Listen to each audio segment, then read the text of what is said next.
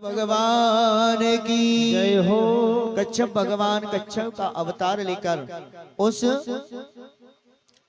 मंदराचल पर्वत के नीचे जाकर बैठ गए। समुद्र मंथन प्रारंभ हुआ। पहले कालकुट नाम का विष निकला जिसे भगवान शिव ने ग्रहण किया। उसके पश्चात कामधेनु गाय निकली जिसे ऋषियों ने रख लिया। उच्चेश्वा घोड़ा राजा बलि ने रख लिया। ऐरावत हाथी इंद्र ने रखा। कौस्तुभ मणि भगवान अजित ने रख ली। एक अवतार भगवान का अजित रूप में भी हुआ था। जब समुद्र मंथन चल रहा था तब उस मंदराचल पर्वत को स्थिर रखने के लिए अजित भगवान ने भी अवतार लिया था। कल्प वृक्ष स्वर्ग लोक में चला गया। रंभा नाम की अप्सरा देवताओं ने रख ली। और जब माता लक्ष्मी चंद्रमा के साथ और शंख के साथ में प्रकट हुई, भगवान विष्णु ने उन्हें वर्ण कर लिया। आज हम एक शब्द बोलते हैं शाला। आप लोग बोलते हैं ना साला। पत्नी के भाई को साला बोलते हैं। माता लक्ष्मी के साथ में चंद्रमा और एक शंख निकला था जिसका नाम था शाल शंख। वहीं से ये शब्द प्रारंभ हुआ कि पत्नी के भाई को शाला कहा जाता है। ये भगवान विष्णु ने ही प्रारंभ किया। उसके पश्चात वारुणी निकली जिसे असुरों ने रख ली। जो अभी मैंने आपको बताया था ना, सोमरस और वारुणी, ये वारुणी जो निकली थी समुद्र मंथन से, उसे असुरों ने रख लिया। चंद्रमा निकला जो देवताओं गणों में, देवगणों में मिल गया। परिजात का वृक्ष निकला, वह देवलोक में चला गया, है ना। उसके बाद पांचजन्य शंख निकला, वह भगवान विष्णु ने रखा। और 13वां और 14वें अवतार में भगवान ने साक्षात धन्वंतरी के रूप में अमृत कलश लेकर प्रकट हुए। बोलिए धन्वंतरी भगवान की जय हो। अब जैसी अमृत का कलश लेकर धन्वंतरी भगवान निकले तो असुर सबसे पहले धन्वंतरी के पीछे दौड़ने लगे। देवता असुर दोनों धन्वंतरी के पीछे जब दौड़ने लगे तो कहीं कहीं अमृत की कुछ बूंदें गिर गई। आज सभी देवताओं ने जब देखा तो भगवान से प्रार्थना करी। भगवान ने कहा कि ठीक है, तुम चिंता ना करो, अमृत तो केवल देवताओं को ही मिलेगा। इससे पहले जो विष निकला था वो भगवान शिव ने पान किया। कालकुट नाम का विष था। तब से भगवान को नीलकंठ भी कहने लगे। बोलिए नीलकंठ महादेव की जय हो। आज अमृत जब देवता असुरों के पास था तो भगवान ने मोहिनी अवतार ले लिया। मोहिनी अवतार लेकर असुरों के सामने गए। असुरों ने अमृत का कलश दे दिया। भगवान ने मोहिनी अवतार में असुरों को कहा कि देवताओं और असुर एक लाइन से बैठ जाओ। आज अमृत तो जो है देवताओं को पिला दिया और जो वारुणी थी वो असुरों को पिला दी। असुरों में जो राहु नाम का जो असुर था उसे शंका हो गई कि ये हो ना हो ये कोई देव है, ये साक्षात पर ब्रह्म है जो हमारे साथ छल कर रहे हैं। राहु चंद्रमा और सूर्य के बीच में जाकर बैठ गया और अमृत का पान कर लिया। जब सूर्य और चंद्रमा ने मोहिनी भगवान को बताया कि प्रभु आपने तो एक असुर को अमृत पिला दिया, भगवान अपने चतुर्भुज रूप में आ गए और सुदर्शन चक्र से राहु की गर्दन को काट दिया, धड़ से अलग कर दिया। जो मस्तक था वह राहु बन गया और जो धड़ था वह केतु बन गया। इस प्रकार समुद्र मंथन हुआ। उस समुद्र मंथन में अमृत के प्राप्त करने के लिए देवासुर संग्राम हुआ जो 10,000 वर्षों तक चला, जिसमें राजा बलि ने कई ब्राह्मणों को यज्ञ करने बिठा दिया था और देवताओं से इस त्रिलोकी को छीन लिया था।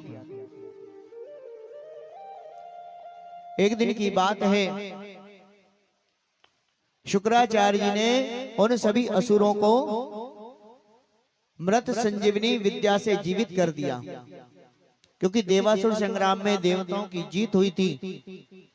और जब जीत हुई, असुरों को जीवित किया, पुनः उन्होंने आक्रमण कर दिया देवताओं के ऊपर। और जब देवताओं के ऊपर आक्रमण किया तो राजा बलि ने त्रिलोकी का राज्य जो था देवताओं से छीन लिया। आज जब राजा बलि ने त्रिलोकी का राज्य छीन लिया, उस समय देवताओं की जो मां थी अदिति, वह भगवान की स्तुति करती है और कहती है कि प्रभु मेरे सारे पुत्र दुखित हैं। नमस्ते प्रश्निगर्भाय वेदगर्भाय वेधसे त्रिनाभाय त्रिपृष्ठाय त्रिवाराय वैष्णवे। माता अदिति ने भगवान श्री हरि से प्रार्थना करी और कहा कि प्रभु मेरे जो पुत्र हैं बड़े दुखी हैं, राजा बलि ने उनसे वर त्रिलोकी का राज ले लिया है और मेरे पुत्र यहाँ वहां भटक रहे हैं। भगवान ने वचन दिया, भाद्रपद की शुक्ल पक्ष की द्वादशी को साक्षात भगवान बामन के रूप में प्रकट हुए। बोलिए बामन भगवान की जय हो। आज बामन भगवान का अवतार हुआ। बामन भगवान से अदिति ने कहा कि प्रभु मेरे पुत्र बड़े दुखित हैं।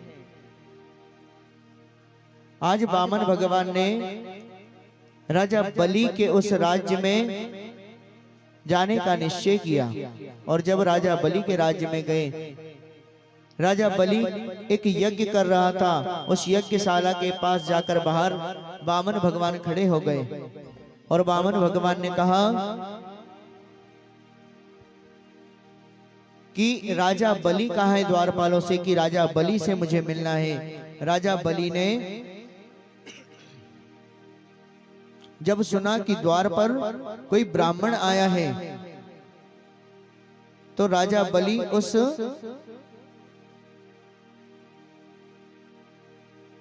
यज्ञ वेदिका से उठ गया।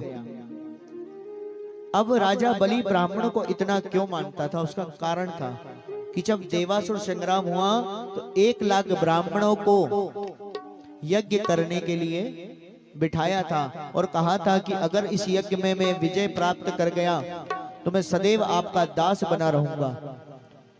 और हुआ भी वही। देवासुर संग्राम में राजा बलि जीत गया और ब्राह्मण के प्रति उसकी बड़ी आस्था हो गई। आज ब्राह्मणों का बड़ा सम्मान करने लगा। आइए बामन भगवान राजा बलि के द्वार पर जा रहे, हम भी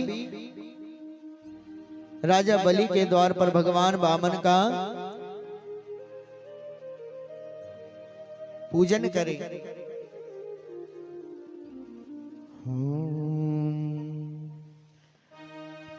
हरि बामन का रूप बनाया, बलि राजा को छलने आया। हरि बामन का रूप बनाया, बलि राजा को छलने आया। हरि बामन का रूप बनाया, हरि बामन को लेने आया।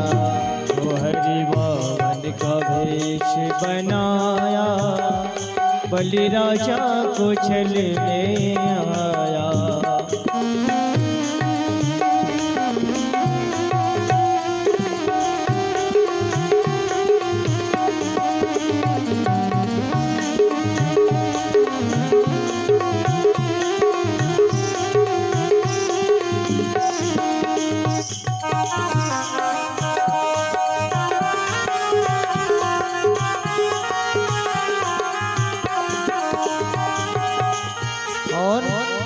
इनके माथे पे तिलक सोहे सिर पे छत्र, के माथे पे तिलक सोए सिर पर छत्र, इनके माथे पे तिलक सोहे सिर पर छत्र, इनके माथे पे तिलक सोए सिर पर छत्र, हाथों में कुंडल लाया, जय हो। हरि बजा बलि चलने आया।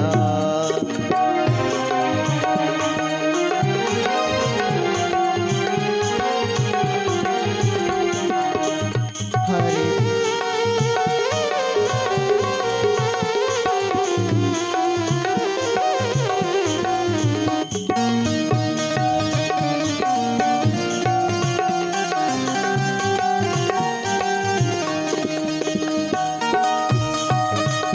बोलिए वामन भगवान की। जय हो।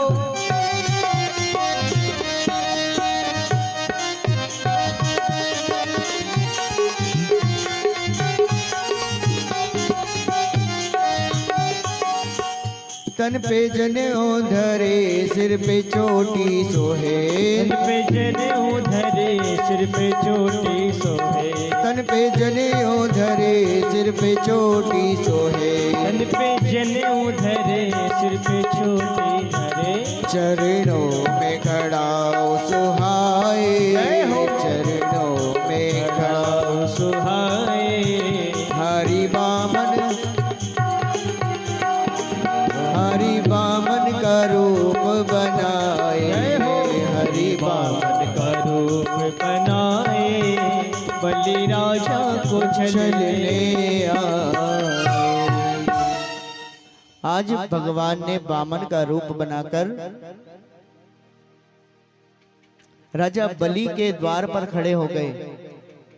और जब राजा बलि को पता चला कि मेरे द्वार पर एक वामन आकर खड़ा है, उस यज्ञ वेदिका से खड़े हो गए। और जब खड़े हो गए तो शुक्राचार्य ने कहा कि देखो अभी तुम्हारा यज्ञ कार्य पूरा नहीं हुआ, और अगर तुम यज्ञ वेदिका से खड़े हो गए तो यह अशुभ होगा।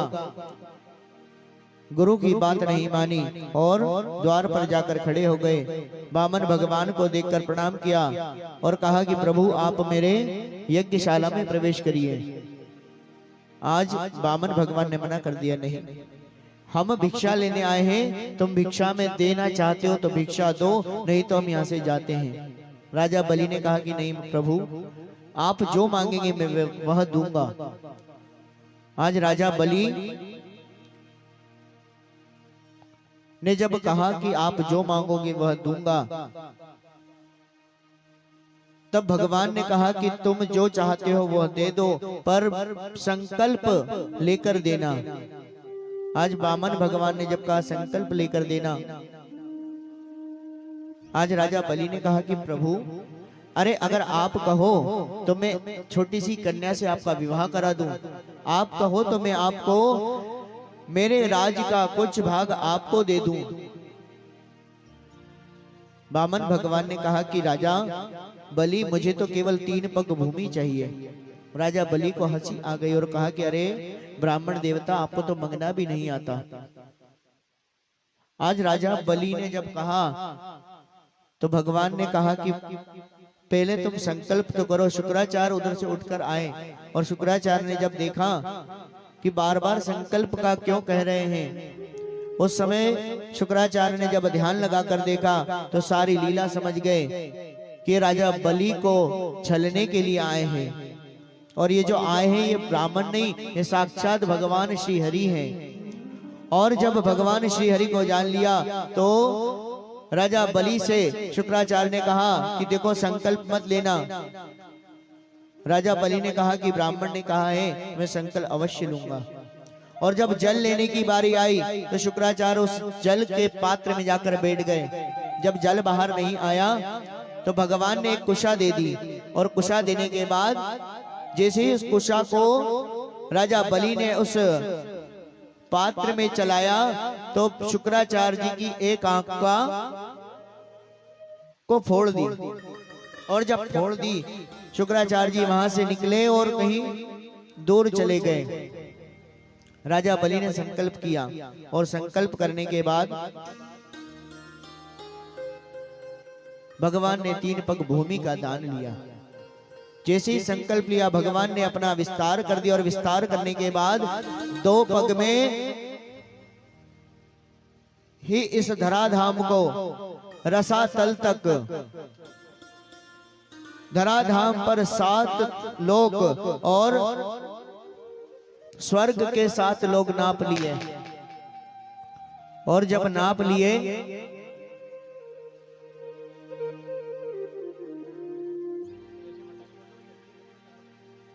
जब 2 लोग 2 पग में नाप लिए, भगवान ने कहा अपने पार्षदों से कि राजा बलि को बंदी बना लो।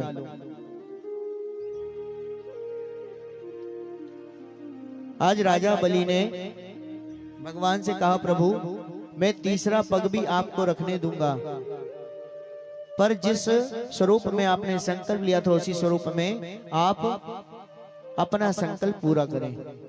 भगवान ने अपना जो विस्तार था वो कम करना आरंभ कर दिया।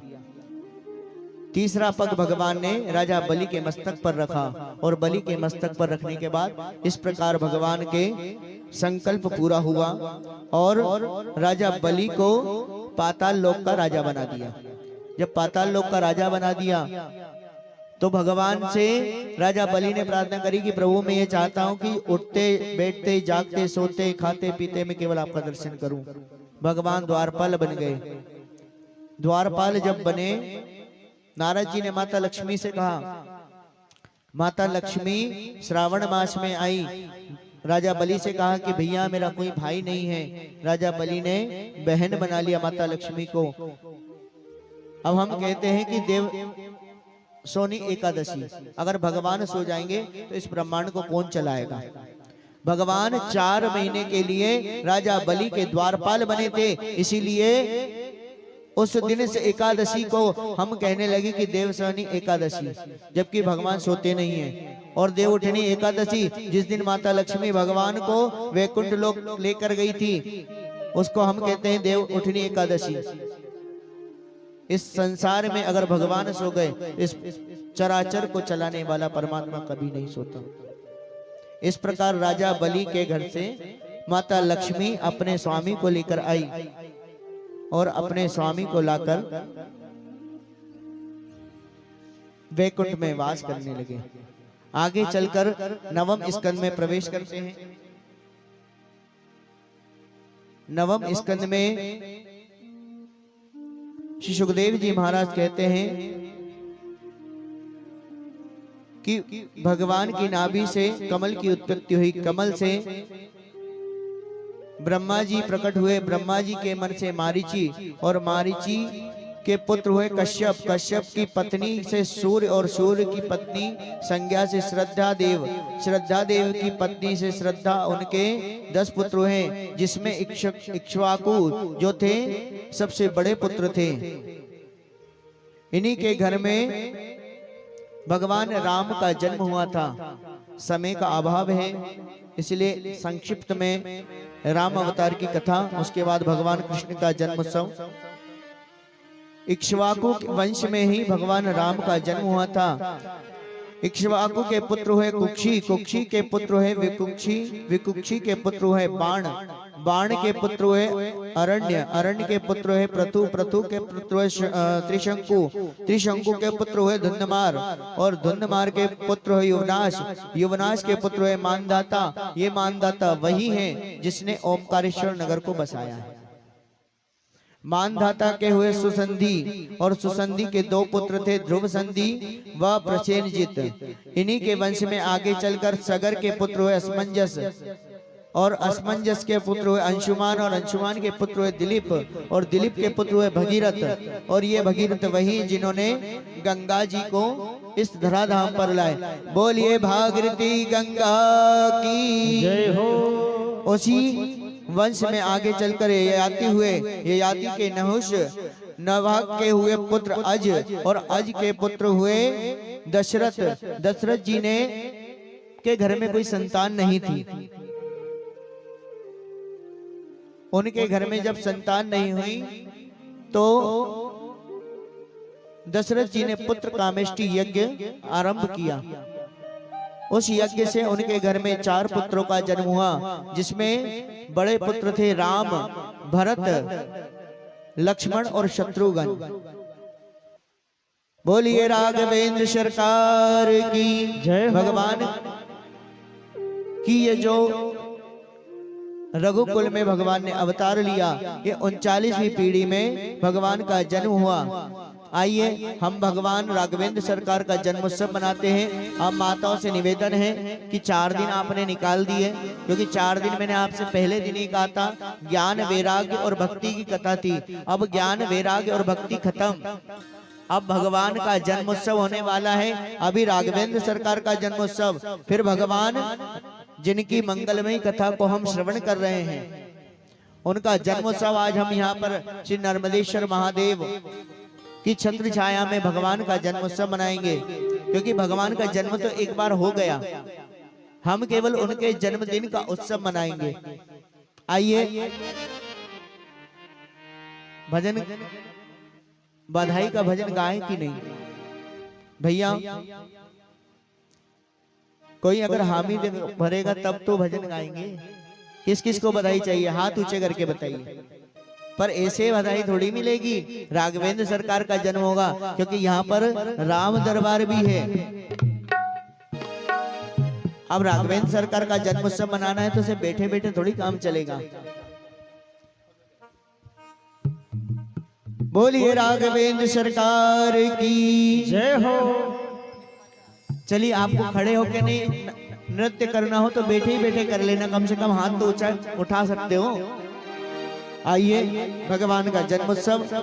प्रगटे हैं चारों भैया अवध में बाजे बधैया, प्रगटे हैं चारों भैया अवध में बाजे बधैया, प्रगटे हैं चारों भैया अवध में बाजे बधैया, प्रगटे हैं चारों भैया अवध में बाजे बधैया, प्रगटे हैं चारों भैया अवध में बाजे बधैया, बाजे बधैया मैया बाजे बधैया, बाजे बधैया मैया बाजे बधैया, जन्मे है राम रघुरैया अवध में बाजे बधैया, जन्मे है राम रघुरैया अवध में बाजे बधैया।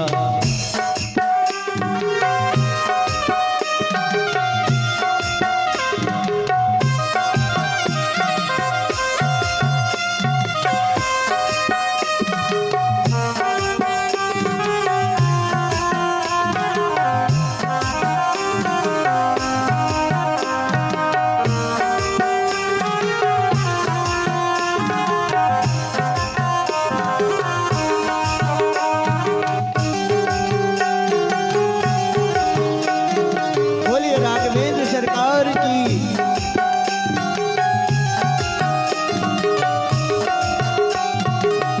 जगमग जगमग दियला जलत है, जगमग जगमग दियला जलत है, जगमग जगमग दियला जलत है, जगमग जगमग दियला जलत है, झिलमिल होत अटरिया अवध में बाजे बधैया, झिलमिल होत अटरिया अवध में बाजे बधैया, प्रगटे हैं चारों भैया अवध में बाजे बधैया, प्रगटे हैं चारों भैया अवध में बाजे बधैया।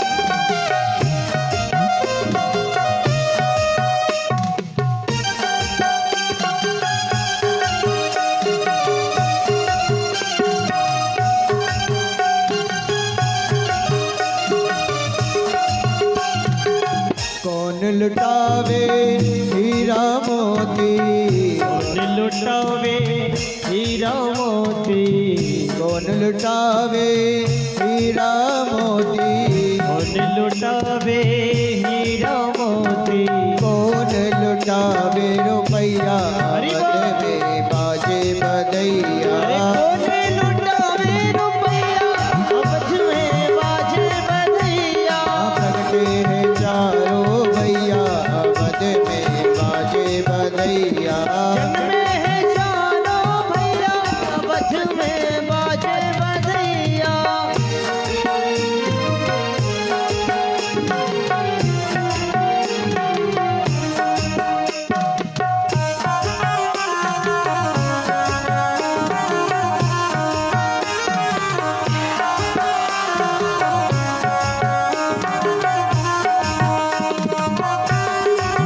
जय हो राघवेंद्र सरकार की।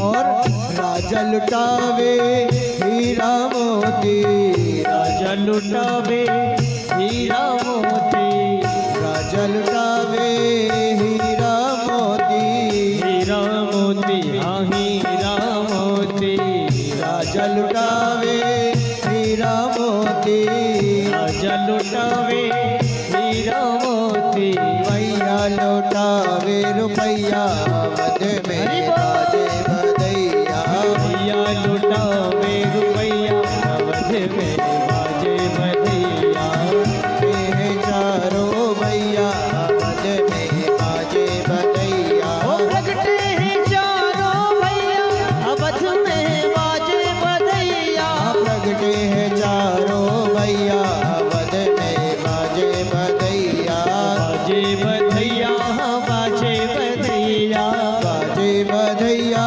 बाजे बधैया, बाजे बधैया बाजे बधैया, बाजे बधैया बाजे बधैया, ओ जन्म लिए रघुरैया अवध में बाजे बधैया, जन्म लिए रघुरैया अवध में बाजे बधैया, बाजे बधैया बाजे बधैया।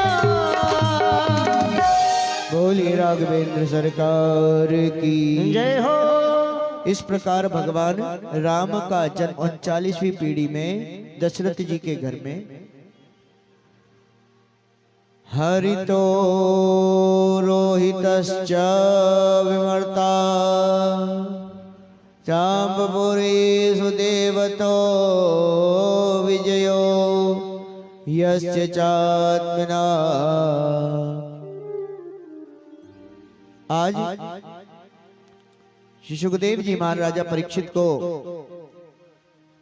भगवान राम के जन्म की कथा श्रवण कराकर राजा परीक्षित से कहते हैं कि राजन, अब हम 10वें स्कंद में प्रवेश करेंगे जो भगवान का हृदय है।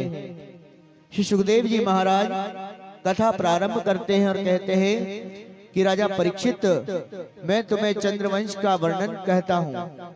नारायण से ब्रह्मा, ब्रह्मा से अत्रि और अत्रि से चंद्रमा, चंद्रमा के हुए बुध और बुध के हुए पुरुरवा।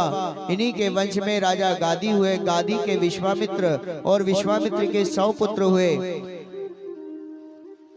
इन्हीं के वंश में आगे चलकर नहुष हुए, नहुष के 6 पुत्र हुए, यति, ययाति, संयाति, अयाति और वियाति और कृति, ये 6 पुत्र हुए। इनमें ययाति का विवाह देवयानी से हुआ। ययाति की एक पत्नी शर्मिष्ठा से भी हुआ था। यहीं से पुरुवंश का और यदुवंश का प्रारंभ हुआ। एक दिन की बात है, ययाति जो थे उन्हें शुक्राचार्य जी ने श्राप दे दिया था कि तुम वृद्ध हो जाओ। ययाति ने प्रार्थना करी कि प्रभु मुझे क्षमा कर दें। तब शुक्राचार्य ने कहा कि तुम्हारे 5 पुत्र हैं, 5 में से 4 की उम्र ले लो, तब तुम कुछ दिन और जी सकते हो। 4 पुत्रों के पास गए, चारों ने मना कर दिया। 5वें पुत्र के पास जब गए तो 5वें पुत्र ने अपनी आयु दे दी। आज ययाति ने श्राप दे दिया कि मथुरा में इस वंश का कोई भी राजा नहीं होगा, यदुवंशियों में कोई वहां राजपाट नहीं संभाल पाएगा, क्योंकि भगवान कृष्ण का जन्म जो था यदुवंशियों में हुआ था। आज ययाति के बड़े पुत्र यदु महाराज, इनके वंश में देवयानी नाम की कन्या 2 पत्नी थी, जिसका नाम था देवयानी के गर्भ से 2 पुत्रों का जन्म हुआ, जिसका नाम था अर्जन्य और पर्जन्य। दूसरी पत्नी से सूरसेन और वसुदेव जी का जन्म हुआ। वसुदेव की 7 पत्नियां थी,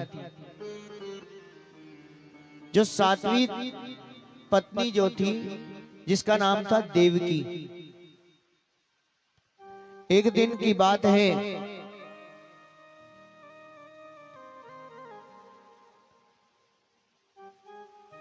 सुखदेव जी महाराज कहते हैं कि देवकी जो थी वो कंस की बहन थी, और इन्हीं के 8 पुत्र, जो 8वां पुत्र था वह कंस का काल बनेगा,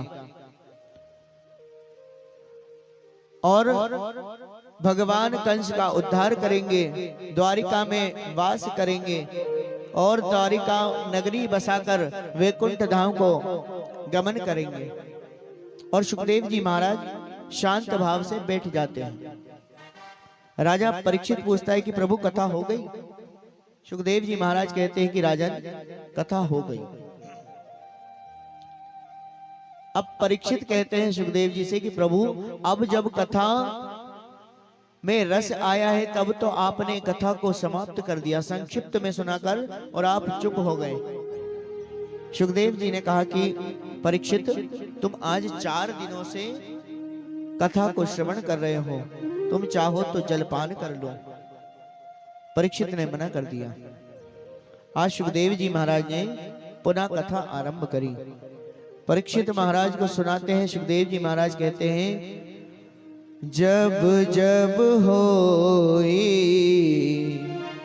धर्म की हानि, जब जब होई धर्म की हानि, बढ़हि असुर अधर्म अभिमानी, बढ़हि असुर अधर्म अभिमानी, तब तब धरी प्रभु विविध शरीरा, तब तब धरे प्रभु विविध शरीरा, हरहि कृपा निधि सज्जन पीरा, हरहि कृपा निधि सज्जन पीरा, श्री राम जय राम जय जय राम, श्री राम जय राम जय जय राम। सुखदेव जी महाराज कहते हैं कि राजन, इस धरती पर जब जब धर्म की हानि होती है ना, तब तब धर्म की रक्षा के लिए भगवान इस धराधाम पर अवतार लेते हैं। श्री सुखदेव जी महाराज कहते हैं कि राजन, जब धरती पर पाप ज्यादा बढ़ गया तब एक दिन पृथ्वी एक गाय का रूप बनाकर भगवान के वैकुंठ में गई और भगवान से कहती कि प्रभु इस धराधाम पर बड़ा अत्याचार बढ़ गया है। तब भगवान कहते हैं कि हे पृथ्वी रूपी गौ, तुम चिंता ना करो, बहुत जल्द मैं इस धराधाम पर अवतार लूंगा और इस धराधाम पर धर्म की स्थापना करूंगा, धर्म की रक्षा करूंगा। तब भगवान ने अपने जितने भी सखा थे जितने भी वैकुंठ के वासी थे, सबको कह दिया कि जाओ उस ब्रज में, उस गोकुल में हम अपनी लीला पूर्ण करने के लिए अवतार लेंगे, तो और तुम भी हमारे इस कार्य को संपन्न करने में हमारी सहायता करना। आज भगवान ने उन सभी को गोप ग्वाले के रूप में उस गोकुल में स्थान दे दिया। सभी का जन्म ग्वालों के रूप में, गोपियों के रूप में हो गया उस गोकुल में। इधर भगवान सुखदेव जी महाराज राजा परीक्षित को सुनाते हैं कि कंस का जन्म मथुरा में उग्रसेन के घर में हुआ था। उग्रसेन का कोई पुत्र नहीं था, तो उग्रसेन ने पुत्र कामेष्टि यज्ञ कराया और उग्रसेन की पत्नी गर्भवती हो गई। एक दिन उग्रसेन की जो पत्नी थी वह वन में अपनी सहेलियों के साथ घूमने चली गई। उसी समय ध्रुमिल नाम के एक असुर की दृष्टि उस गर्भवती उग्रसेन की पत्नी के ऊपर पड़ गई। आज उग्रसेन के यहाँ पर कंस का जन्म हुआ। जब ज्योतिषों को बुलाया, ब्राह्मणों को बुलाया, तो ब्राह्मणों ने कहा कि उग्रसेन जी, इस बालक को आप यमुना जी में बहा दो। यमुना जी में बहा दिया, पर योग से उस समय उग्रसेन ने यमुना जी में तो बहा दिया, उसी समय जो सूरसेन था उसने उस बालक को रख लिया। आज वसुदेव और कंस दोनों साथ में बड़े हुए। नारद जी ने आकर कंस को सारी बात बता दी कि तुम्हारे पिता ने, उग्रसेन ने तुम्हें एक टोपली में रखकर यमुना में बहा दिया था। आज जब कंस को पता चला तो उग्रसेन को कारागृह में डाल दिया। कंस ने उस राज्य को संभाल लिया।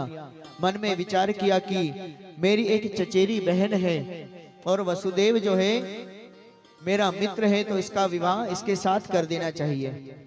आज देवकी और वसुदेव का विवाह संपन्न कराया। और जब कंस अपनी बहन को छोड़ने के लिए उसके ससुराल जा रहा था, तभी भविष्यवाणी हुई कि एक कंस, जिस बहन को तू इतने प्रेम से विदा कर रहा है ना, इसकी 8वीं संतान तेरा काल होगी।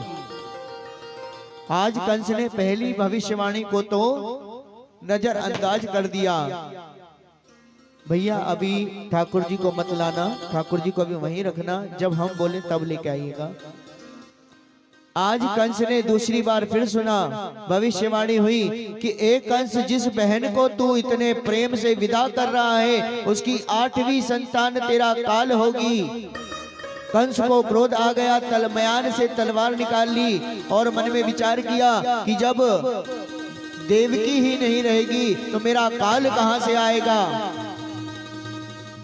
आज जैसे ही देवकी को मारने के लिए कंस ने तलवार निकाली, उसी समय वसुदेव जी ने रोक लिया और वसुदेव ने कहा कि भैया तुम्हें मेरे 8वें पुत्र से भय है ना, मेरी पत्नी से तो नहीं, और मैं इसका पति हूं, मेरा फर्ज है मैं इसकी रक्षा करूं। आज वसुदेव जी को और देवकी को कारागृह में बंदी बना लिया। आज कंस को दया आ गई, पहली संतान हुई। कंस ने पहली संतान को रोक दिया। नारद जी ने आके कहा कि भाई, अरे ये देवता बड़े चतुर होते हैं, कब पहली को 8वां और 8वें को पहला कर दें, कोई भरोसा नहीं। तो तुम इनके ऊपर ज्यादा दया मत दिखाओ, क्योंकि भगवान चाहते थे कि जब जब जितना अत्याचार बढ़ेगा तब प्रभु इस धराधाम पर अवतार लेंगे। आज एक एक करके 6 पुत्रों को कंस ने मार दिया। 7वीं संतान का जब जन्म हुआ, उस समय भगवान ने अपनी माया से कहकर गोकुल में जो वसुदेव की पत्नी रोहिणी थी, उनके गर्भ में प्रवेश करा दिया। शंकरषण से भगवान की माया ने देवकी की 7वीं संतान रोहिणी के गर्भ में प्रवेश करा दी। अब वह समय भी निकट आने वाला था जब 8वीं संतान का जन्म होगा। कंस ने उस कारागृह के आगे कई सैनिकों की भीड़ लगा दी और कहा कि जैसे ही 8वीं संतान हो मुझे बता देना। आज सभी देवतागण भगवान की गर्भ स्तुति करने के लिए उस कारागृह में जाते हैं और भगवान की स्तुति करते हैं। सत्यव्रताम सत्यपराम त्रिसत्याम सत्यो योनि निहितं च सत्ये सतमस्य सत्मात्रा सत्यनेत्र सत्नाकं त्वां शरणं प्रपन्ना। आज सभी देवताओं ने भगवान की गर्भ स्तुति करी है और गर्भ स्तुति करने के बाद भगवान ने उस कारागृह में भाद्रपद मास की अष्टमी बुधवार का दिन रोहिणी नक्षत्र में रात्रि ठीक 12 बजे वर्षा का समय था, बारिश हो रही थी। भगवान की माया ने सभी सैनिकों को निद्रा में, सारे सैनिक सो गए। उसी समय भगवान का अवतार हुआ। बोलिए बाल कृष्ण लाल की जय हो। आइए अब हमारे बीच में ठाकुर जी आ रहे हैं। ठाकुर जी के ऊपर कोई ऊपर फूल ना फेंके, चरणों में फूल फेंके।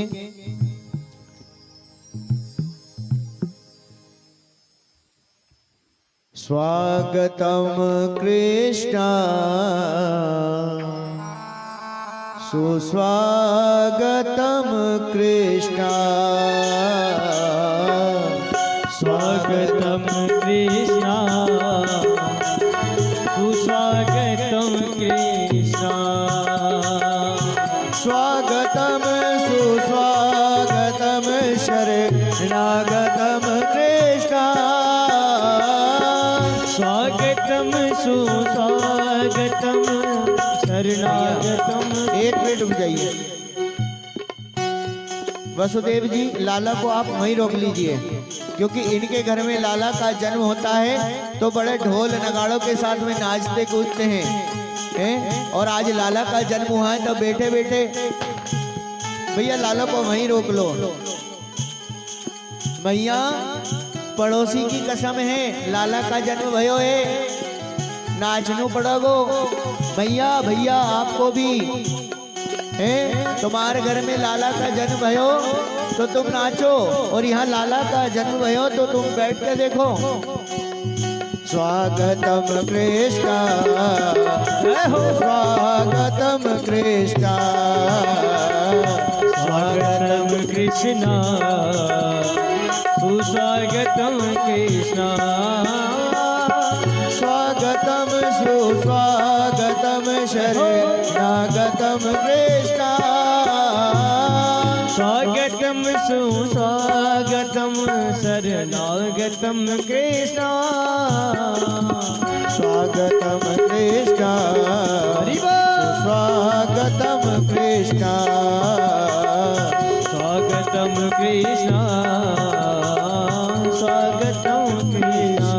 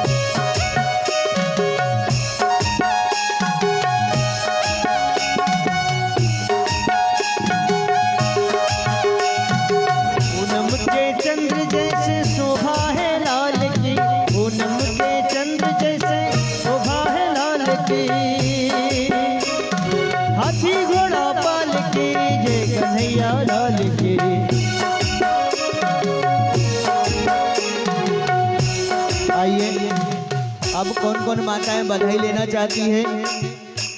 मैया कौन कौन बधाई लेना चाहता है? जो भी बधाई लेना चाहता है वह बधाई ले ले। उसके बाद ठाकुर जी का पूजन कर ले, उसके पश्चात आरती। और कौन कौन बधाई लेना चाहता है? भैया ऐसे काम थोड़ी चलेगा। भैया बधाई चाहिए कि नहीं? अच्छा, काकरिया ग्राम को बधाई चाहिए कि नहीं लाला के जन्म की? आवाज नहीं आ रही, किसी को बधाई नहीं चाहिए। अच्छा, एक बार जोर से जयकारा लगाइएगा। बोलिए बाल कृष्ण लाल की जय हो। भैया आप लोग देखते हैं पुरुष आगे हैं जीतते हैं कि माताएं जीतती हैं। बोलिए बाल कृष्ण लाल की। भैया लोग हार गए। चलिए बधाई गीत, उसके बाद आरती। लाला जन्म सुनी आई, जसोदा मैया दे दो बधाई। लाला जन्म सुने आई, यशोदा मैया दे दो बधाई। लाला जन्म सुनी आई, जसोदा मैया दे दो बधाई। लाला जन्म सुने आई, यशोदा मैया दे दो बधाई। दे दो बधाई मैया ले लो बधाई। दे दो बधाई मैया दे दो बधाई। दे दो बधाई मैया ले लो बधाई। दे दो बधाई मैया दे दो बधाई। लाला जन्म सुनी आई, जसोदा मैया ले लो बधाई। लाला जन्म सुने आई, यशोदा मैया दे दो बधाई।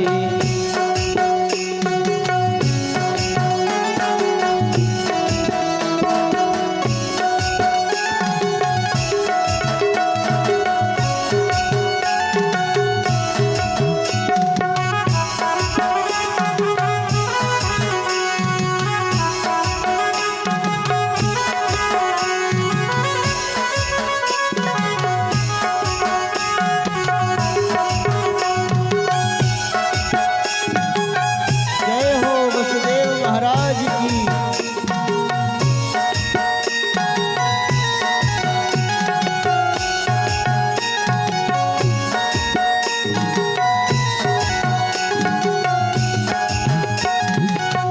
हीरे भी दे दे मैया, मोती भी दे दे।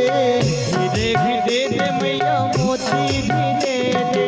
हीरे भी दे दे मैया, मोती भी दे दे। हीरे भी दे दे मैया, मोती भी दे दे। रत्नी की दे दे गड़ाई, यशोदा मैया दे दे बधाई। लकड़ी की दे दे गढ़ाई, यशोदा मैया दे दे बधाई। लाला जन्म सुनी आई, यशोदा मैया ले ले बधाई। लाला जन्म सुने आई, यशोदा मैया दे दो बधाई।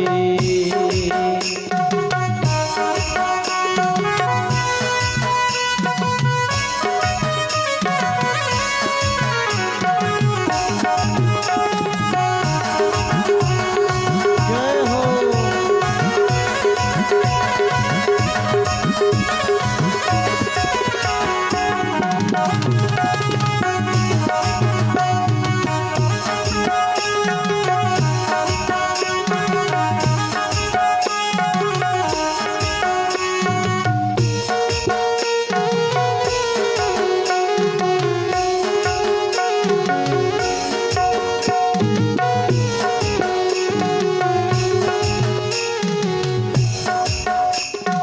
लहंगा भी दे दे मैया, चूड़ी भी दे दे। लहंगा भी दे दे मैया, चूड़ी भी दे दे। लहंगा भी दे दे मैया, चूड़ी भी दे दे। लहंगा भी दे दे मैया, चूड़ी भी दे दे। साड़ी की दे दे कढ़ाई, यशोदा मैया ले ले बधाई। यशोदा मैया दे दे बधाई। लाला जन्म सुनी आई, यशोदा मैया ले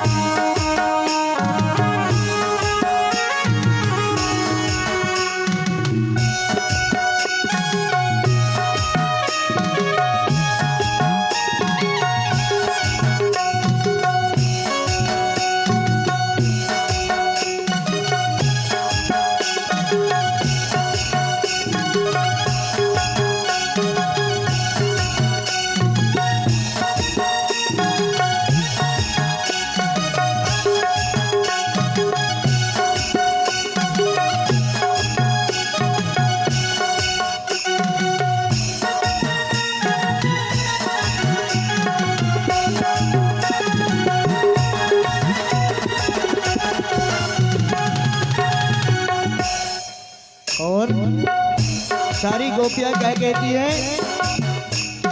सोना भी दे दे मैया, चांदी भी दे दे। सोना भी दे दे मैया, चांदी भी दे दे। सोना भी दे दे मैया, चांदी भी दे दे।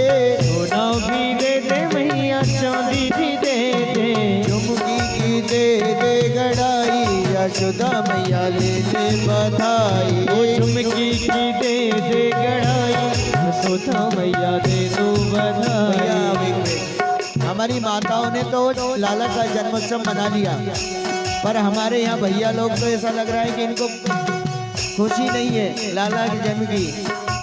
आखिरी लाइन है, आप सभी से निवेदन है, पुरुष वर्ग भी इस बात की गवाही दे कि लाला के जन्म की खुशी आपको हुई या नहीं। लाला जन्म सुनी आई, यशोदा मैया दे दे बधाई। लाला जन्म सुने आई, यशोदा मैया ले दे दो बधाई। दे दे बधाई मैया ले ले बधाई। दे दे बधाई मैया, दे दे बधाई। लाला जन्म सुनी आई, यशोदा मैया ले ले बधाई। लाला जन्म सुने आई, यशोदा मैया ले ले बधाई, यशोदा मैया ले ले बधाई। आइए आरती के बाद जो भी लाला का पूजन करना चाहते हैं वे पूजन कर लीजिए। और एक सूचना, कल 56 भोग भगवान का, क्योंकि कल आज लीला पूरी करेंगे, कल 56 भोग का भगवान को भोग लगेगा। सभी माताएं अपने घर से भगवान के लिए भोग लेकर आए।